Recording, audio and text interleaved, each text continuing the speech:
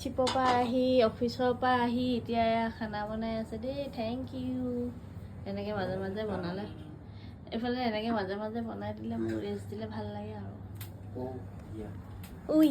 এতিয়া আৰু মই ৰেষ্ট কৰি আছোঁ আৰু এইফালে মানুহজনে খানা বনাই আছে। আজি লাঞ্চ থালিটো এওঁ ৰেডি কৰিছে, গতিকে খাওঁ আৰু আপোনালোককো দেখাম কি কি বনে গৈ লাষ্টলৈ দেই। এয়া মানুহজনে বনাই দিলে ধুনীয়াকৈ কি কি আইটেম বনাই দিছে দেখাম দেই। এইফালে মধু হোলেং দি পিনে মাছৰ তৰকাৰী, এইটো খুব ভাল লাগে খাই। আৰু এইফালে চিকেন গ্ৰেভি গৰম, আৰু এইফালে হৈছে ধুনীয়া ধুনীয়াকৈ মাছৰ ফ্ৰাই আৰু লগত পদুনা আৰু আম দি পিনে আচাৰ বনাইছে, মানে চাটনি বনাইছে। আৰু এইফালে জলকীয়া চলকীয়া আছে। গতিকে আজি থেংক ইউ, কাৰণ মোৰ অকণমান গাটো বেয়া লাগি আছিলে কাৰণে তেখেতে ভাতটো বনালে। মই একদম ভাত খাব মন নাই যোৱা, কমকৈ লৈ লৈছোঁ, কেইটামান খাওঁ আৰু।